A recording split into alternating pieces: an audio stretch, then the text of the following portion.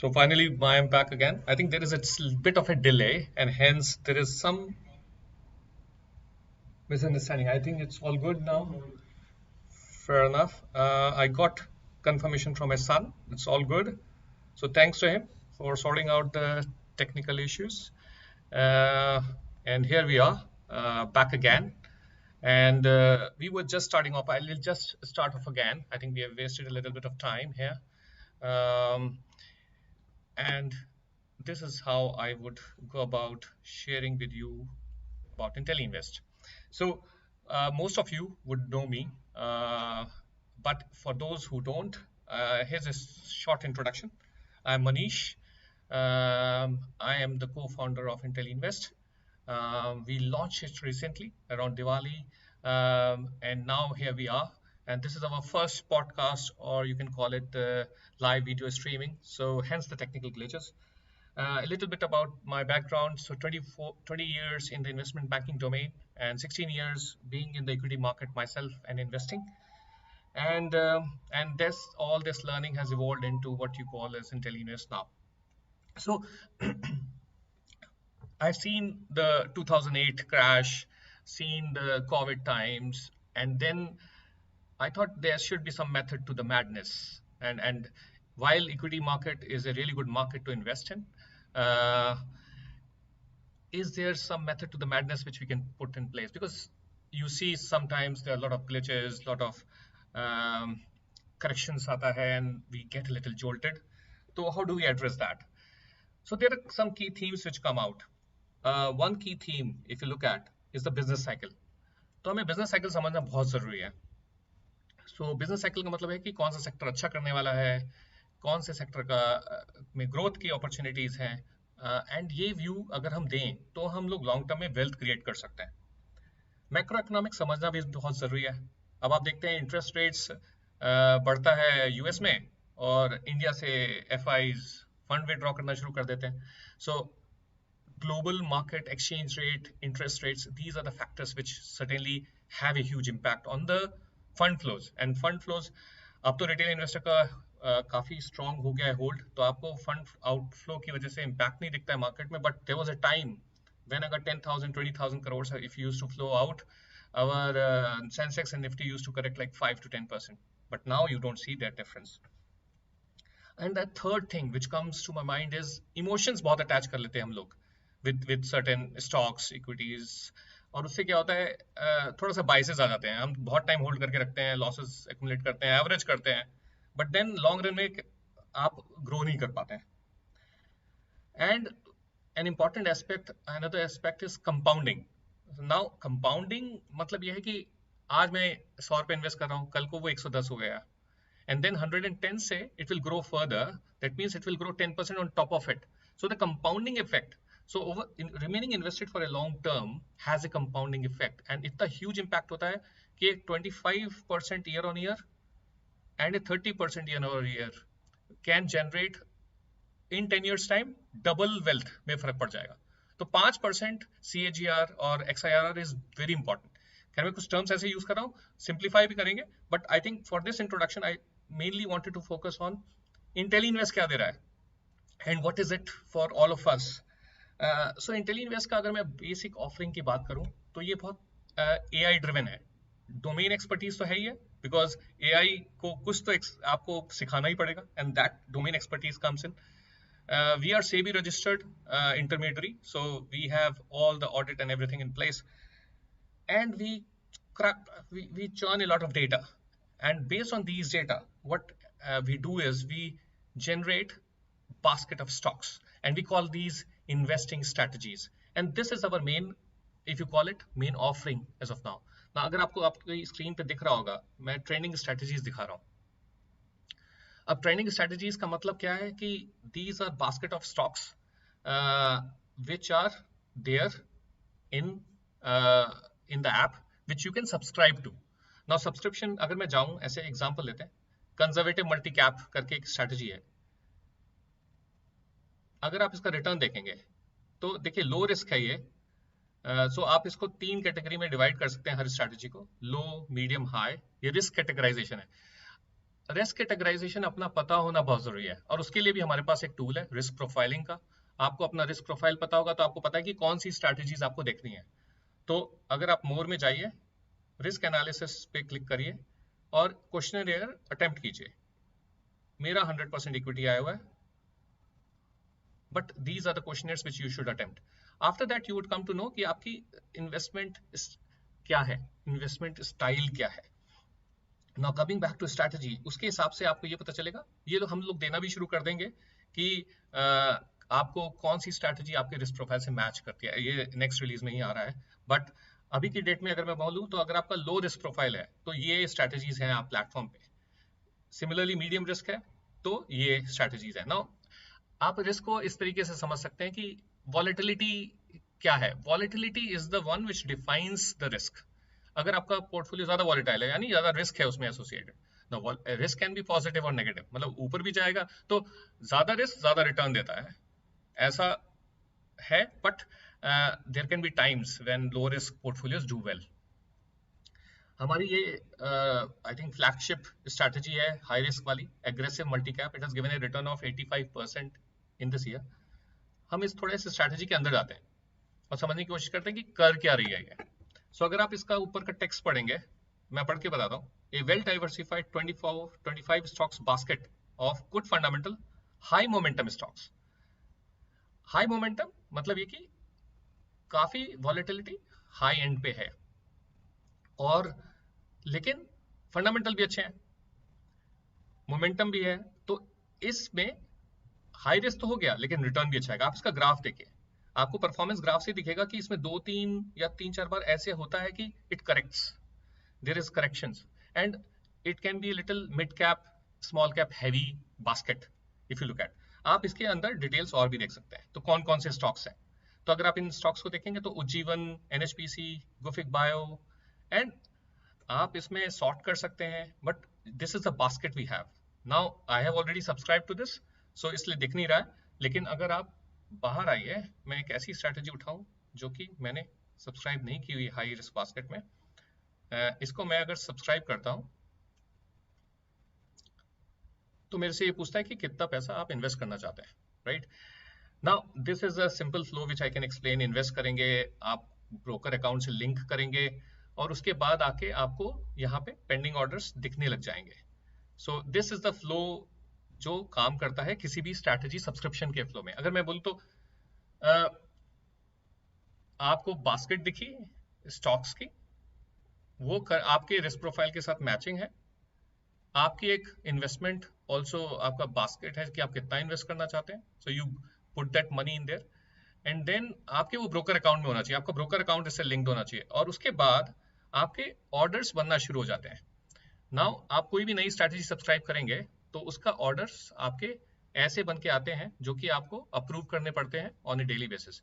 Now what is the difference?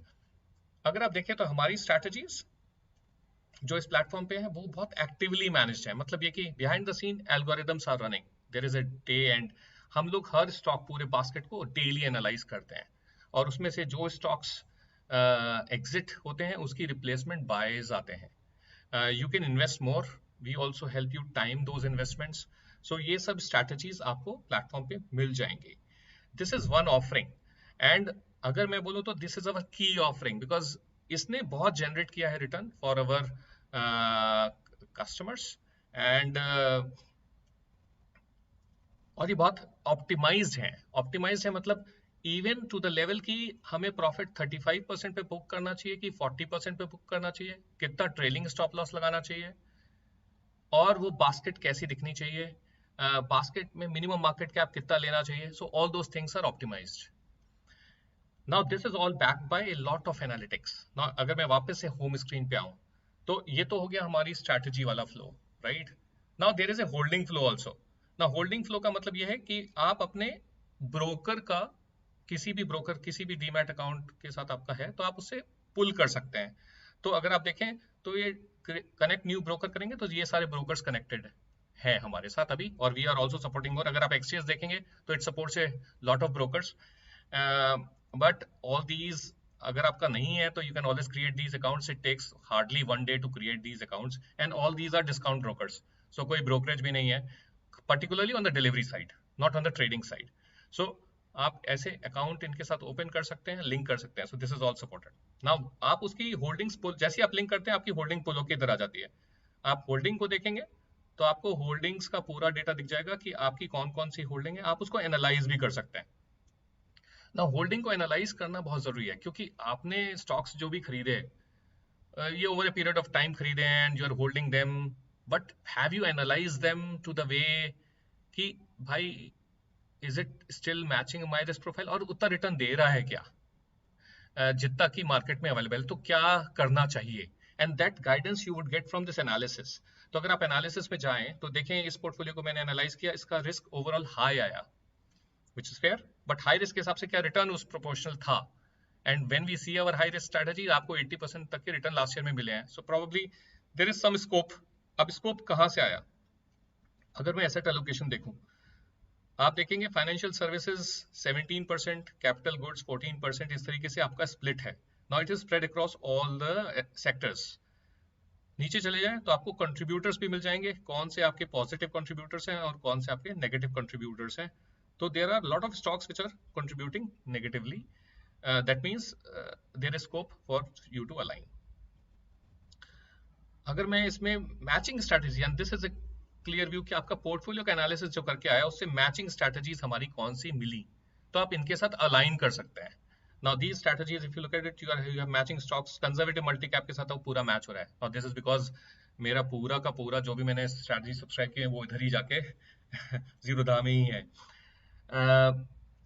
तो ये एक डेटा पॉइंट है. इसी तरीके से आपका आप देखोगे इंडस्ट्री एलोकेशन, ये आपका परसेंटेज में दिख रहा है ये, और हर एक इंडस्ट्री के अंदर कौन कौन से स्टॉक्स हैं आपके पोर्टफोलियो में. और अगर आप राइट हैंड साइड में बिल्कुल देखेंगे तो although most of them are green, there is credit ACC which is bearish. आप इस तरीके का व्यू यहाँ से निकल के आ जाएगा.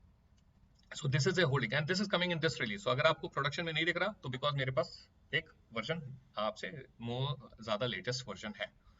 So connecting to broker, analyzing them and then seeing कि how do we then align those portfolios to some of the strategies जो आपके रिस्क प्रोफाइल के साथ मैचिंग हो. So this is one. Now a little bit about where is all of these strategies आ कहाँ से रही हैं, right? ना हमने एक बहुत पावरफुल स्ट्रैटेजी बिल्डर भी प्लेटफॉर्म पे दिया हुआ है ना. उस स्ट्रैटेजी बिल्डर को समझने से पहले हमें थोड़ा बहुत अपने एनालिटिक्स समझना पड़ेगा कि हम लोग क्या क्या एनालिटिक्स सपोर्ट करते हैं. तो मैं अगर कोई एक स्टॉक एनालाइज करूं, लेट्स से मैंने टीसीएस को देखा कि भाई टीसीएस के बारे में थोड़ा सा गाइड कर दें, तो आपको एक इंटेली व्यू मिलता है. Now Intelli view is a view for a stock which is a combination of technical, fundamental, industry, predict, सब कुछ मिला के हमने एक व्यू क्रिएट किया है. आप हर स्टॉक्स के फंडामेंटल लेवल पे जा सकते हैं. नाउ इस वाली स्क्रीन में देखेंगे आप तो इंटेली व्यू देखिए, इसका 50% है, यानी ये ना बुलिश है ना बियरिश है, somewhere in between. But there are stocks which are purely bullish. वो हम देखेंगे जब हम स्ट्रैटेजी बनाएंगे तो हम क्राइटेरिया डालेंगे. तो हम जब स्ट्रैटेजी में क्राइटेरिया डालते हैं 60 to 100, तो वही वाले स्टॉक पिक होके आते हैं जो बुलिश उस रेंज में है. अगर आप इस स्टॉक का फंडामेंटल देखें तो आपको इसमें कुछ हाईलाइटेड दिखेगा ग्रीन में और कुछ हाईलाइटेड दिखेगा रेड में और कुछ ब्लैक में. Now black is where there is no analysis. Green and red is where we say it's good और bad thing and how it has evolved. अगर मैं थोड़ा डिटेल में जाऊं तो फंडामेंटली टाटा स्टील अगर आप देखेंगे ऊपर ग्रीन दिख रहा है, good, so it's a good stock. Now अगर मैं करंट रेशियो की बात करूं तो it has deteriorated in the short run. Equity to asset ratio it has deteriorated. Cash to debt ratio it has appreciated. हम लोग किसी एक में जाके देख भी सकते हैं कि how it is poised with respect to its industry. तो अगर आप देखोगे debt to capital of TCS is less than that of information technology industry in general. And that is where debt to capital अगर आप बोलो तो मैं इसके डिटेल में जरूर जा सकता हूँ, but too much for this call. Introductory call है, we can always go into details of these analysis. But debt अच्छी चीज नहीं है. क्यों अच्छी चीज नहीं है? डेट इज लाइक कर्जा, एंड कर्जे पे आपको देना पड़ता है इंटरेस्ट. अब आप इंटरेस्ट दोगे, अगर आपका डेट बढ़ रहा है यानी आपको इंटरेस्ट ज्यादा देना पड़ रहा है, यानी आपको आपको शेयर होल्डर्स के लिए पैसा कम बच रहा है. That's why it is not good for equity. हाँ, अगर डेट आप तब बढ़ाओ जब इंटरेस्ट रेट कम हो रहे हैं, देन व्हाट हैपेंस इज आपको इंटरेस्ट कम देना पड़ रहा है, बट आपको देन इक्विटी के लिए अच्छा. तो it has a significance upon how the interest rate environment is. That's where I was saying macro economics समझना बहुत जरूरी है. सो अगर आप ये पैरामीटर्स देखेंगे तो आपको समझेगा बहुत सारे पैरामीटर्स हमने एनालाइज किए. Return on invested capital of 39%, it's outstanding, and it is always going up. So that is the advantage of TCS, and that's why it has been able to generate so much of return in the last few years, and uske fundamental has always been good. Value creation return ratio, so मैं इन लोगों की detail में नहीं जाता हूँ, but आप ये देख सकते हैं कि these are the parameters which are analyzed. हम ओवरऑल इसी तरीके से टेक्निकल में भी हम लोग बहुत सारे पैरामीटर्स देखते हैं, moving averages, MACDs, ADX, oscillator. But overall अगर आपको आइडिया लेना है तो आपको इंटेलीव्यू, सो ज्यादा डिटेल में नहीं जाना है तो इंटेलीव्यू वन व्यू दे देगा आपको. बट अगर आपको डिटेल्स में इंटरेस्ट है, समझना चाहते हैं, तो you can do it. Then industry analysis, now it belongs to the IT and ITES industry, information technology. But information technology services is समय, although it has performed well in the last 1 month or so, but अगर देखें तो overall it has not been considered good because of the dependency on the international environment and recession hitting a lot of areas outside India. So अगर आप देखेंगे बहुत सारी चीजें इसमें, और cost of debt has gone up, so वो सारी चीजें आपको यहाँ पे दिख जाती हैं. इसी को समझना बहुत जरूरी. तो जब हम लोग स्ट्रैटेजी बनाते हैं, हम लोग गुड इंडस्ट्रीज के स्टॉक्स पिक होके आते हैं. तो आप देखोगे टाटा TCS पिक होके नहीं आता है, बिकॉज गुड स्टॉक्स, अगर आप गुड फंडामेंटली उठाओ, गुड इंडस्ट्रीज उठाओगे और उसके अंदर गुड फंडामेंटली स्टॉक ढूंढोगे, तो although it is good fundamentally, but you can create strategies around it. So ये तो हो गया, हमने टेक्निकल कवर कर लिया, इंडस्ट्री कवर कर लिया, रिस्क एनालिसिस हमने देख लिया. हमने क्या नहीं देखा अभी तक? हमने नहीं देखा है बबल. अब bubble is very proprietary to us. ये मार्केट का बबल बताता है. अगर मैं इसका टाइम सीरीज आपको दिखाऊं तो आपको दिखेगा कि it touched 80 at some point in time, right? Just way back. And that is where we booked a lot of profit. So we converted a lot of money into cash and kept it. And then we reinvested as soon as it got below 75. Yeah, the red line is a 75 line. So उसके बाद हमने reinvest किया. So उससे फायदा क्या होता है? आप when you do this and you do it consistently and do it over and over again, overall return आपका portfolio का amplify हो जाता है. And that is where our strategies come in handy, where they are doing it in a very automated way. आपके orders भी उसी तरीके से generate हो जा रहे हैं. Now bubble analysis में, sorry जल्दी से मैं इधर आ गया, but अगर आप देखें तो हम लोग industry level भी bubble analysis करते हैं. So मैं capital good industries का देखूं तो उसका 70 है, और इसका अगर मैं देखूं तो ये भी नीचे आ रहा है. आप इसी तरीके से और इंडस्ट्रीज का देखेंगे तो आपको पता चल जाएगा कि what we are talking about. And this is the view which we use very aggressively in the capital allocation. तो जब आप इन्वेस्ट करते हैं, कब आपको फुल्ली इन्वेस्टेड होना है, कब आपको कैश रखना है, these are all controlled through these. और सबसे अच्छी बात, हम लोग उसको बैक टेस्ट करते हैं कि हिस्टोरिकली कैसा गया था और उस हिसाब से ऑप्टिमाइज करते हैं. So that's what we do. So हमने एनालिटिक्स थोड़ा बहुत टच कर लिया, हमने स्ट्रैटेजीज टच कर ली, हमने होल्डिंग का कनेक्शन कर लिया. एक बार आपने स्ट्रैटेजी सब्सक्राइब कर ली, आपको डेली के ऑर्डर्स आते हैं, पेंडिंग ऑर्डर्स जिसे हम बोलते हैं. तो बेसिकली डेली का बैच चलता है, and then we analyse your holdings and say is it something weakening, and जिसको हमें रिप्लेस कर देना चाहिए with a stronger buy, and that is what we do.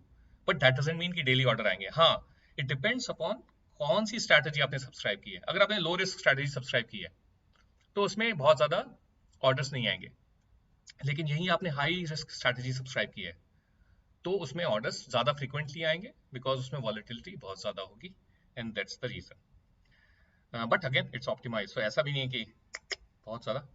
I think we can look at strategy builder since we have time left, and I am not able to see questions, but if somebody can prompt me.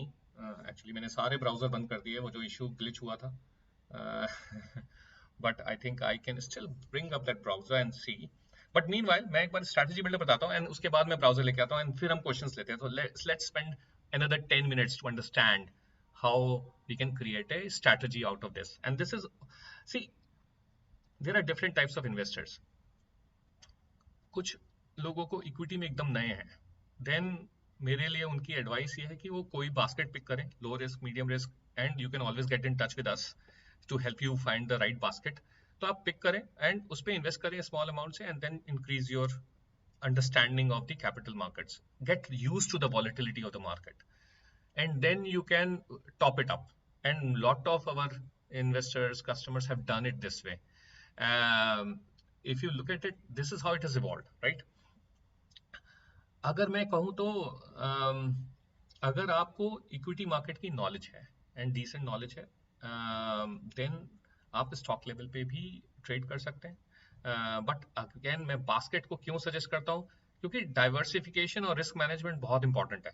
Usually what happens is हम एक दो stocks के पीछे जाते हैं, loss करते हैं और फिर इक्विटी मार्केट से भाग जाते हैं और फिर चले जाते हैं कहीं म्यूचुअल फंड में. नाउ अगर मैं कंपेयर करूं म्यूचुअल फंड के रिटर्न, एफडी के रिटर्न, इक्विटी मार्केट के return, if you had invested in well diversified basket of equity stocks, you would have made returns of the order of 50 to 55% in the last year. Obviously it has to be well performing strategy, but then उसी time में FD का क्या return है 7%, उसको भी 30% tax, and then it what remains, you know. Mutual fund on an average is giving 15% return. Some of them are outperformed, and that's because there was a broader market rally. So अगर आप देखो तो long term wealth creation, equity market, how you get in is a staged approach. You do it with smaller money. Basket of stocks, आप basket of stocks से start करोगे ना, आप equity market में हमेशा रहोगे. And as soon as you get into that one or two stocks with tips from somewhere, I think your journey is very short in the equity market. Then you probably move towards mutual fund or you move towards somewhere else. But I think that's what my one suggestion is, that this is a key point, and we have to keep it in our head, right? एक और चीज important है कि emotionally attach नहीं होना है किसी भी स्टॉक से. ये बहुत अच्छा है, ये तो मैं पकड़ के रखूंगा, इसके साथ तो मैं रिटायर ही होऊंगा. भाई ऐसा कुछ नहीं है. बिजनेस साइकिल को फॉलो करना जरूरी है. उस स्टॉक को वापस आके खरीदेंगे, हो सकता है you exited it but it went up. This is fine, but it would be 1 out of 10, 2 out of 10. See, if you correct 6 out of 10 times, you are doing just fine. And with algos you get it up to 8 to 9 times, you will be right out of 10, and that's the advantage. And आजकल जमाना passive investing का है नहीं, so active investing is the best goal. You have to time it. There are opportunities which will arrive in the market, corrections होंगे, you have to keep some corpus ready to be deployed at that point in time. So these are some of the key learnings. Now coming back to the point where I was saying कि आपका profile क्या है, आप क्या कर सकते हो. तो मैं कह रहा था कि अगर आपको इतना सब कुछ पता है, तो आप अगर आपको इक्विटी मार्केट का पता है, then you have to go about with these certain rules. And if you are a pro, I think you can create strategy, and I will just create strategy and you will think that, yeah, it's so simple, so why shouldn't I create it myself? So let's start with this. कोई भी नई strategy create करने जाएंगे तो हमने इसको 3 criteria में divide किया हुआ है, जेनरिक, एंट्री और एग्जिट. नाउ जेनरिक क्राइटेरिया क्या है कि मेरे को हर स्टॉक में कितना इन्वेस्ट करना है. मैंने 1 लाख रुपीज डाला हुआ है. टोटल नंबर ऑफ स्टॉक्स कितने चाहिए, मैंने बोला कि मेरे को 25 स्टॉक्स का एक पोर्टफोलियो बनाना है, because we have optimised it. We know it's 25 to 30 stocks which gives an optimal basket. Stocks per industry कितने चाहिए आपको. नाउ इंडस्ट्रीज, अगर आपके पास 22 सेक्टर्स हैं, देन 15 स्टॉक्स और 10 stocks per industry is just fine. Reinvest करना है नहीं करना है, and this is a very important question कि अगर आप प्रॉफिट बना रहे हो, do you want that profit to be reinvested into the market again. So yes, I put yes. Rebalancing frequency, you can decide. Now rebalancing का मतलब क्या है. Now रीबैलेंसिंग का मतलब आप लोग बहुत जगह देखते होगे, रीबैलेंसिंग क्वार्टरली होती है. Basically churning the entire portfolio up. आप पूरे पोर्टफोलियो को, स्टॉक्स जो उसमें उसको नहीं एनालाइज करते, आप ये बोलते हो मेरे लिए इस समय बेस्ट बास्केट क्या होती, क्योंकि कई स्टॉक्स आपने होल्ड किए हुए हैं बट वो उस क्राइटेरिया को आप सेटिस्फाई नहीं कर रहे हैं, तो आपका चर्न बिल्कुल, आपका पोर्टफोलियो चर्न हो जाता है. इसमें काफी स्टॉक्स बाय सेल होते हैं. सो ये समझना बहुत जरूरी है कि किस फ्रीक्वेंसी में आप ये करना चाहते हैं. क्योंकि हम बहुत एक्टिवली मैनेज कर रहे हैं, तो ये quarterly is good. Actually sometimes half yearly is also very good. So ज्यादा चर्न करने की जरूरत नहीं है. You hold it for longer, जो the one which are performing, and then see the return. So मैं अभी के लिए हाफ ईयरली डाल देता हूँ, ठीक है. सो ये हो गया हमारे जेनरिक क्राइटेरिया. अब मैं जाता हूँ एंट्री क्राइटेरिया में. ना एंट्री क्राइटेरिया में अगर मैं जाऊं तो इंडस्ट्रीज कौन कौन सी सिलेक्ट करनी है। अगर मैं ऑल सिलेक्ट कर देता हूँ, यानी मैं जा रहा हूँ अक्रॉस ऑल इंडस्ट्रीज, जो अच्छी हैं वो निकालेंगे। स्टॉक्स की लिस्ट भी आप दे सकते हैं, आप यहाँ पे वॉच लिस्ट से पुल कर सकते हैं। 52 वीक लो, ये थोड़ा कॉम्प्लिकेटेड है बट मैं फिर भी समझा देता हूँ क्विकली। 52 वीक लो जनरली आप क्या चाहते हो कि मैं वैल्यू स्टॉक्स खरीद लूं, यानी जो 52 वीक लो के आसपास हो, so they should be closer to that range. Now from 0 to 99 if I have put a range, अगर मैं 0 से 30 डालता हूँ, यानी a stock which is near to 30% from the 52 week low, between the 52 week low and 52 week high, so that's the range. Now problem with this is हम एक साल के लिए चलाएंगे, लेकिन लास्ट ईयर में तो ऐसे स्टॉक्स बहुत कम रहे हैं जो 52 वीक लो के पास पास हों। So this is a good strategy when you hit bottoms like 2008 or the COVID time. अभी के लिए मैं इस वाले पैरामीटर को यूज नहीं करता हूँ। So if you don't use it, you don't use it. Now अब मैं एक लो रिस्क बास्केट बनाने की कोशिश करता हूँ। नाउ रिस्क समझना बहुत जरूरी है, जो मैं बोल रहा था पहले भी कि volatility is the risk. Now when I say 0 to 25, what I mean to say is 25, मेरे को किसी स्टॉक में एनुअल वॉलेटिलिटी 25% से ज्यादा की नहीं चाहिए।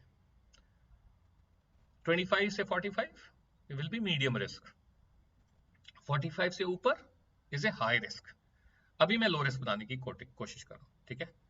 बाय रेटिंग 50 to 100, ये मेरा बाय जो मैंने इंटेलीव्यू बताया था आपको, वो ये वाला नंबर है। मार्केट कैप 10,000 करोड़ से लेके 5 lakh crore. Now this covers probably all the stocks, large cap stocks. Industry category I can choose good, bad, average. मैंने गुड और एवरेज चूज कर लिया, और फिर मैंने स्टॉक फंडामेंटल कैटेगरी भी गुड चूज कर ली। सो दिस इज, आप ऑल भी चूज करके ट्राई कर सकते हो। You can always do bad, क्योंकि कॉन्ट्रा स्ट्रेटजीज भी बनती हैं और वो भी परफॉर्म करती हैं, तो there is, that's why we have given the option कि लोग कॉन्ट्रा स्ट्रेटजीज भी बना पाए। Now this is where I was saying capital allocation, smart capital allocation, where we base it on the bubble. Now if you look at it, bubble, अगर मैं ऐसे बोलूं कि इसको 80 किया, इसको 90 किया, राइट, और मैं ऐसा भी कर सकता हूं, इसको किया 50, इसको किया 75। I will tell you now. So what this means is, जब एक्सट्रीमली बियरिश है मार्केट तो मैं फुल्ली इन्वेस्टेड रहना चाहता हूं। जब 25 से 50 है बबल का साइज, तब भी मैं फुल्ली इन्वेस्टेड रहना चाहता हूं। लेकिन जैसे ही 50 to 75 हुआ bubble, I want to come out of some of 75% portfolio invested रहना चाहता हूं, और 25% पोर्टफोलियो में बाहर आना चाहता हूं। और जैसे ही मार्केट बहुत एक्सट्रीमली बुलिश हो गया और 75 के ऊपर चला गया बबल, मैं 50% कैश और 50% इक्विटी में आना चाहता हूँ। ये बड़ा रिवर्स साइकोलॉजी है, बट अगर आप ट्राई करोगे वेरिएशन तो आपको पता चलेगा कि दिस इज व्हाट वर्क्स। मैं एग्जिट क्राइटेरिया देखता है ना, एग्जिट सेल रेटिंग वैसे ही है जैसे बाय रेटिंग है, उसका उल्टा है। तो बाय रेटिंग अगर किसी के 60 है तो यानी उसकी सेल रेटिंग 40, तो मैं 50 के ऊपर वाली सेल रेटिंग पिक करता हूँ। बुक प्रॉफिट, मैं किस लेवल पे प्रॉफिट बुक करना चाहता हूँ। Now this is where people will have their own thing, but you should optimize it. आप कुछ नंबर डाल के पहले ऑप्टिमाइज करो, चलाओ 2-3 के वेरिएशन के साथ, तो आपको पता चलेगा। ट्रेलिंग स्टॉप लॉस ये रहता है कि अगर मैंने ऊपर का बुक प्रॉफिट 30 कर दिया, देन 10 के ऊपर आप ऐसे ऐसे जाते चले जाओगे, 10, सो 30, 40, लेकिन 40 से वापस 30 आया तो आपका सेल भी हो जाना चाहिए। So this trailing stop loss helps you sell the stock when it corrects. ना स्मॉलर नंबर दे देंगे तो वो ज्यादा फ्रीक्वेंटली ट्रेड होगा, तो आपकी ऑर्डर ज्यादा आएंगे। सो ये आपको देखना पड़ेगा कि what is the optimal amount. But मैं एक चला के दिखाता हूँ, then we can always try some variations. Now forecasting, जैसे हमारा प्रेडिक्ट मॉड्यूल है, हम लोग स्टॉक प्राइस प्रेडिक्ट करते हैं 1 महीना एडवांस में। Now this prediction is totally AI driven. इसको यूज करना बहुत वो है, ट्रिकी है। तो हम लोग फोरकास्ट के लिए क्या यूज करते हैं कि अगर कोई एवरेज प्रिडिक्शन फॉर स्टॉक हम लोग बोल रहे हैं कि नीचे ही जाने वाला है, तो हम उसको एग्जिट मार देते हैं। Exit stocks based on profit, कोई स्टॉक 30 डेज में 0% प्रॉफिट, यानी ये लगार्ड्स अगर आपके पोर्टफोलियो में बैठे हुए हैं तो आप you would like to get out of them, right. So 30 में 0, 60 में you can put another number, 5 बोल दिया, 180 में आपने बोल दिया 10, यानी 6 महीने में कोई स्टॉक अगर 10% से कम रिटर्न दे रहा है, then why should I hold it. So you can keep something like this. इसके बाद सी स्ट्रेटजी टॉप स्टॉक्स आप टच करोगे। सो आपने क्या किया, आपने जेनरिक क्राइटेरिया डिफाइन कर दिया, एंट्री कर दिया, एग्जिट कर दिया। नाउ अगर मैं बहुत ब्रॉडली डिफाइन करूं, entry is like selection criteria of stocks, exit is I will say risk management, and genuine criteria मतलब कुछ तो बेसिक चाहिए ना, कि कितना पैसा पर स्टॉक डालोगे, कितने स्टॉक की स्ट्रेटेजी बनाओगे, ये वो हो गया जेनरिक। तो ये स्टॉक्स पिक होके आ गए हमारे। Now this is like as of today, अगर मैं ये क्राइटेरियाज लगाऊं तो कौन से स्टॉक्स पिक होके आएंगे। अगर मैं इसको सेव करूं तो मेरे को स्ट्रैटेजी का एक नाम देना पड़ेगा। अब मैं बहुत अच्छा सा नाम दूंगा, क्योंकि बहुत सारे नाम मैं यूज कर चुका हूं, और मैं ईयरली करके इसको सेव कर देता हूं। अब आप देखोगे पेंडिंग स्टेटस में चला गया। Now this strategy is now being run, बोले तो चल रही है, इसका बैक टेस्टिंग चल रहा है। आपको पुरानी स्ट्रैटेजी कंप्लीटेड भी दिख रही है, बट हम 1 मिनट का वेट करना पड़ेगा एंड इट शुड कंप्लीट। अगर आप यहाँ पे जाएंगे तो पेंडिंग में दिखेगी, और कंप्लीटेड में जैसे ही कंप्लीट होगी वो कंप्लीटेड में आ जाएगी। तो हम इसके वेट करते हैं।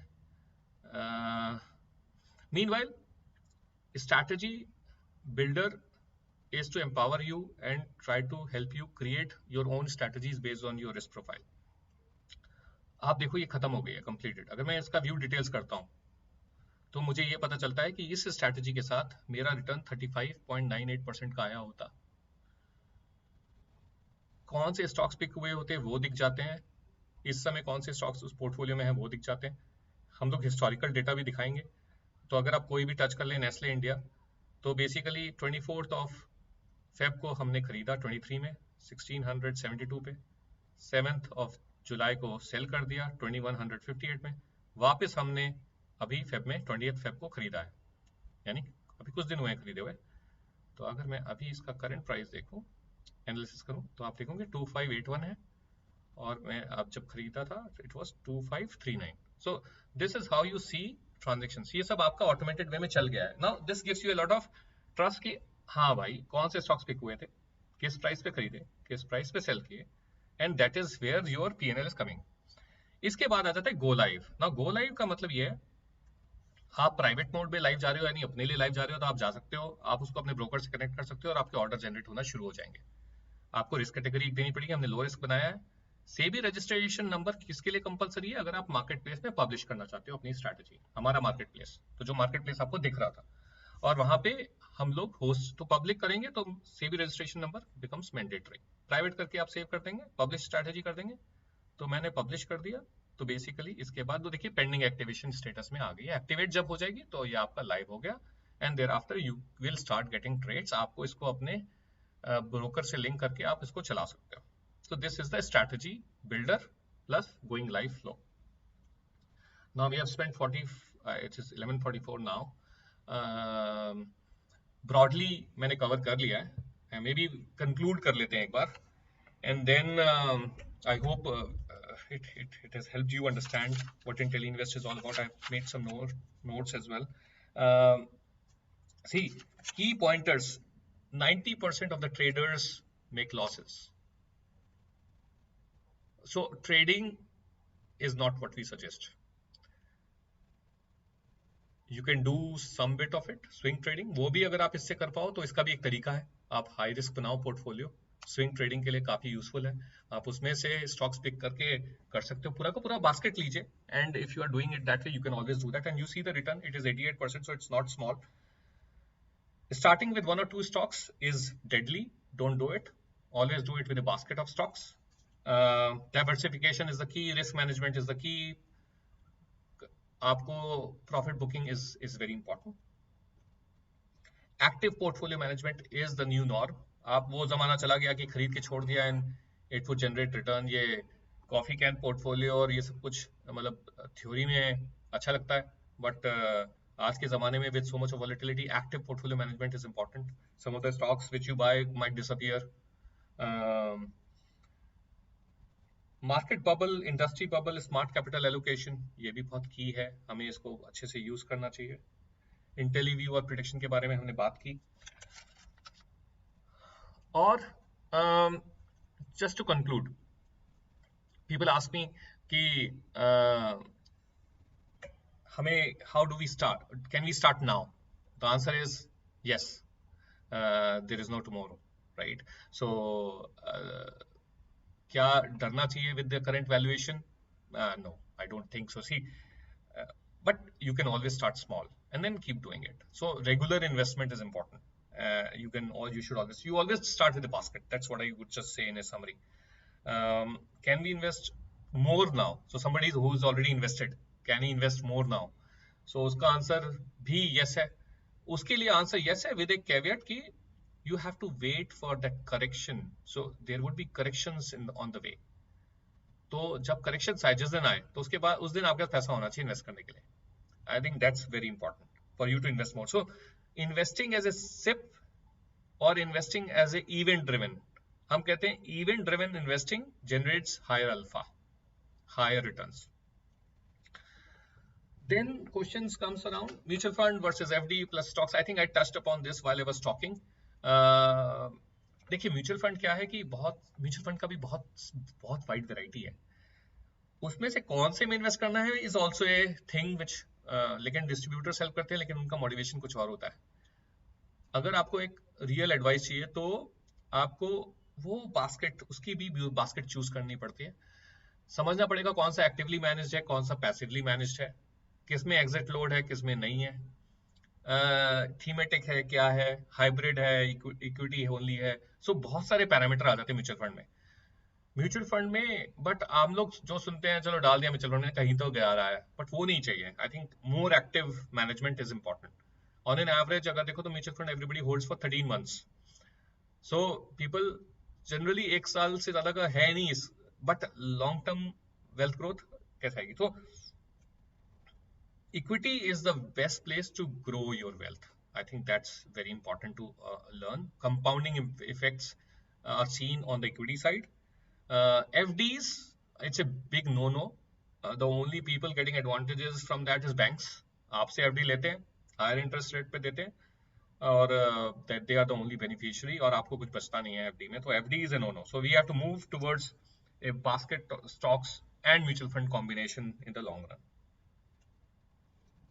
And then since we talk about basket of stocks and there are already some players out in the market, हमारे पास एक क्वेश्चन ये भी आता है कि how are we different from small case? Now small case का देखें और हमारा देखें तो हमारे पास हमने पूरा एल्गो ड्रिवन किया हुआ है. स्मॉल केस पे जो बास्केट्स हैं वो किसी SEBI रजिस्टर्ड ने आके डाल दिए हैं वहां पे baskets. It's not a algo driven thing. उनकी चर्निंग क्वार्टर में हमारा बहुत एक्टिवली मैनेज्ड है, हमारा AI ड्रिवन है. We are able to generate more returns. And आप देखोगे तो that's the clear segregation. We have a strategy builder also which can be used by the retail investors. ऐसा कुछ भी सॉल्यूशन नहीं है वहां पे, and which you can always leverage. And eventually our goal is कि we can make each one of you, and we are starting with you, so you are our closest friends and family, to make you your own wealth managers, initially helping you out with the baskets. Then you gain confidence, and at a given point in time you would be able to create your own strategy, or we would be able to help you create those strategies for yourself aligned with your risk profile. So that's the goal. I will take a pause here, और मैं एक बार question वाला try करता हूँ खोलने का कि whether I am able to see the questions or not. So give me 1 second.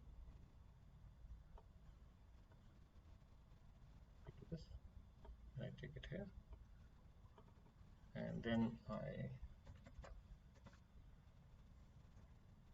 meanwhile I think you can put your questions on YouTube channel, and we will pick it up and try to answer them to the best of our capability. And it's just not me, there is a team behind it, so kudos to all of them for having worked so hard and getting this product out in such a short span of time. It has started making waves already, but let's see. So I'm just getting there.